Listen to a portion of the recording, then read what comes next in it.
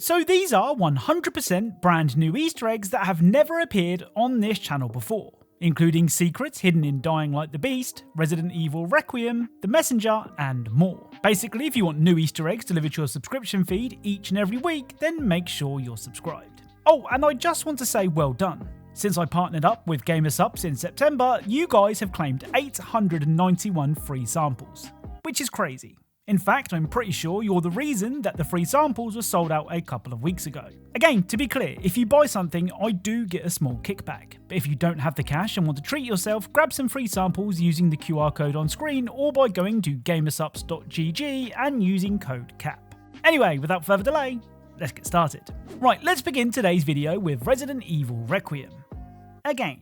You see, whenever I think I've seen all there is to see in Requiem, you guys point out more really cool things that I missed, and I soon find myself back in the hospital trying out your theories. Now, a couple of videos back, I shared that Leon would aura farm when left idle in a save room, which is pretty on brand. But it turns out that he isn't alone. If you leave Grace idle in a save room with a pistol equipped, eventually this will happen.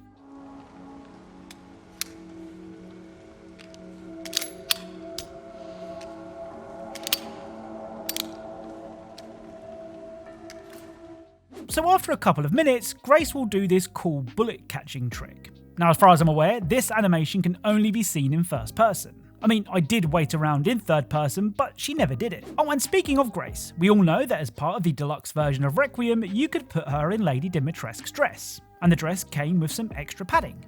Okay, a lot of extra padding. Well, something that isn't quite as in your face, but still impressive, is what happens when you carry Emily whilst wearing the dress. I'm just gonna...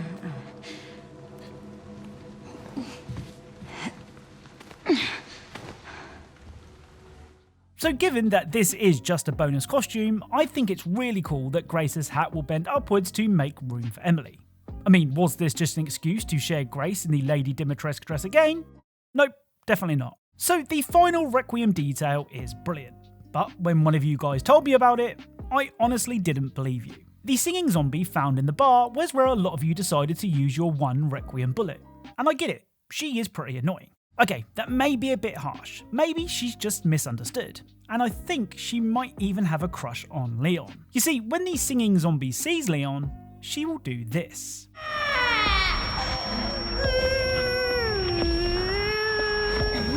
So when I was recording this, I honestly couldn't believe my eyes. But the singing zombie does indeed make a love heart symbol with her hands when chasing Leon. But she doesn't when chasing Grace. Obviously, this plays into the fact that the zombies in Requiem still remember their human lives. But to me, this is the coolest example in the entire game, because it's so easy to miss. Now, my love for cleaning games has been well documented at this point, so you can understand why I really like serial cleaners. Okay, so calling Serial Cleaners a cleaning game isn't technically correct. It's more of a top-down stealth action game that sees you taking on the role of a cleaner for the mob in 90s New York. But combining stealth and cleaning is like mixing Grace and Lady Dimitrescu. It just works. Anyway, the first Serial Cleaners Easter egg references one of the NYPD's most famous detectives. When crawling through a vent for the first time, this will happen.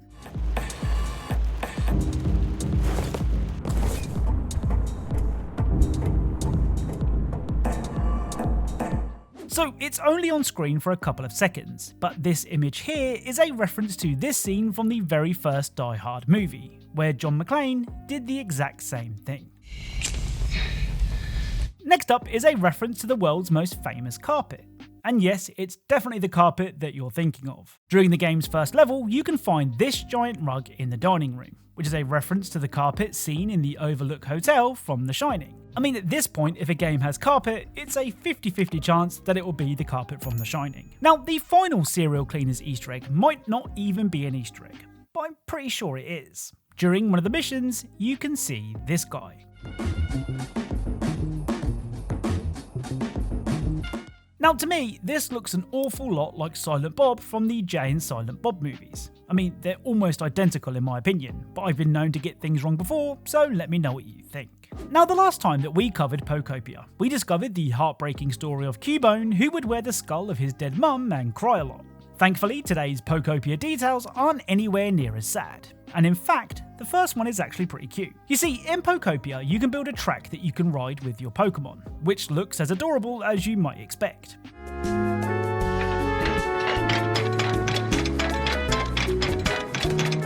Well, one of the Pokemon that you can find on your journeys is Carkol, who is a rock and fire type Pokemon that is shaped like a minecart carrying coal. I mean, if I'm honest, it's a pretty unremarkable Pokemon, but it does have a cool interaction that you might have missed. If you try to ride your track with Carkol, this will happen.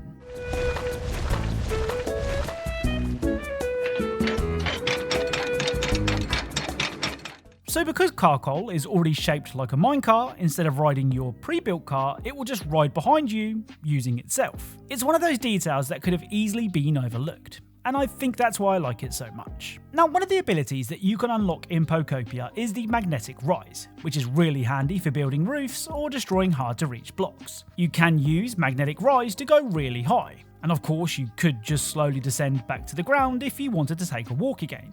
But where's the fun in that? So if you just drop from really, really high, this will happen.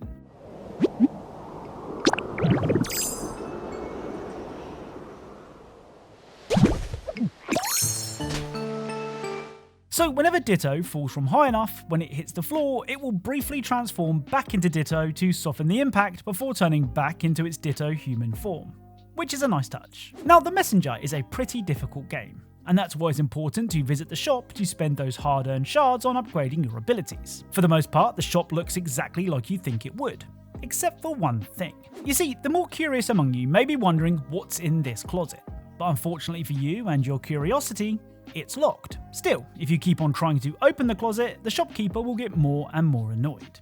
Oh, and be warned, this can go on for quite a while, so if you want to avoid what is a really funny Easter egg, use the chapters to skip to the next game.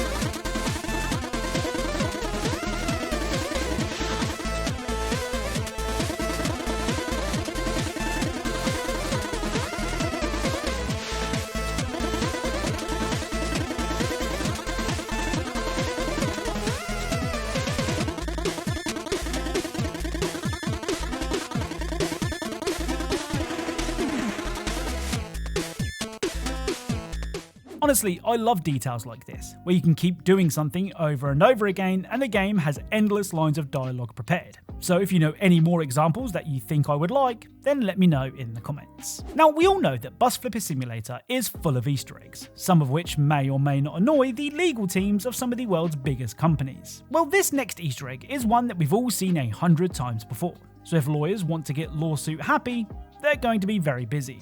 On a beachside bus, you can find this. So it's the all too familiar sight of Wilson from Castaway. Like I've said before, if a video game has a beach, it will usually feature a Wilson reference. A desert island, or in some cases even a beach, usually means a Castaway reference isn't far away. See, I did say that. The other two Bus Flipper Easter eggs reference some of Valve's most popular games. First up is this. So this red crowbar is a reference to Gordon Freeman from the Half-Life series. The description of the crowbar mentions that the parasite toy is looking scared now, which is a reference to this head crab that could be found in a different level. The final Easter egg is a really good ally to have. So this seemingly harmless toy is a reference to the turrets used by the engineers in Team Fortress 2. Now, to prove how fast time really does fly, Dying Light the Beast released nearly 7 months ago, which is crazy because it only feels like last week that I made a video on it. Anyway, despite making an entire video covering the really good zombie em up, there were quite a few things that I missed, starting with a loading screen. You see, the top right of this loading screen has markings carved into the table, and if we count them, they add up to 28. Underneath the markings is the word days, which, and I'm no expert, probably makes this a 28 days later Easter egg. You know, the movie with the world's fastest zombies. Next up is a reference to one of video games' most common injuries. At this location on the map, you can find this.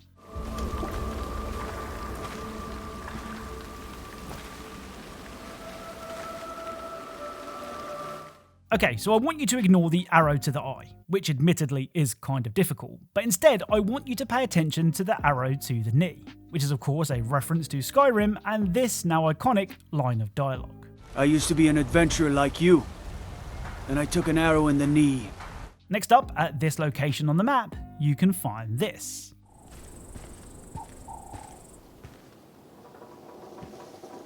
Now at first, you might think that finding a dead body in a zombie apocalypse is nothing to write home about.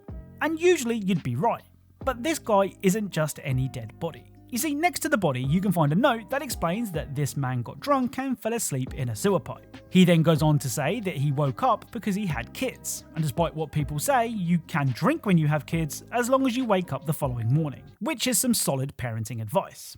Anyway, this dad of the year is a reference to the Trailer Park Boys, which features an equally irresponsible dad. I got really fucking drunk last night, smoked a bunch of dope till 5 in the morning, but I still had to get up early this morning because I got responsibles now. Growed up. A lot of people say you can't smoke dope and get drunk when you have kids, and that's not true. You can, but you still gotta get up in the morning. That's being responsible. The final Dying Light Easter egg was really difficult to record, but the view made it worthwhile. Unlike most of the buildings in Old Town, the church is kind of hard to climb, which is a shame as the Easter egg that we're looking for is right at the top.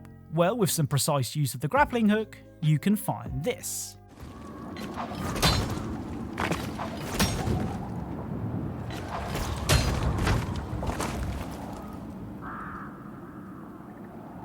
Now, I know what you're thinking, and no, this isn't the Easter egg. The Easter egg is actually sitting on top of this, but getting up there is really difficult, and if you're like me, sometimes life-ending.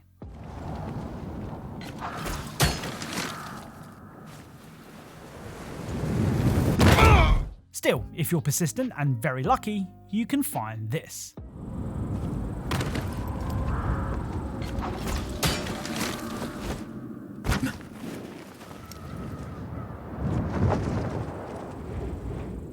So at the very top of the church, you can find a single duck.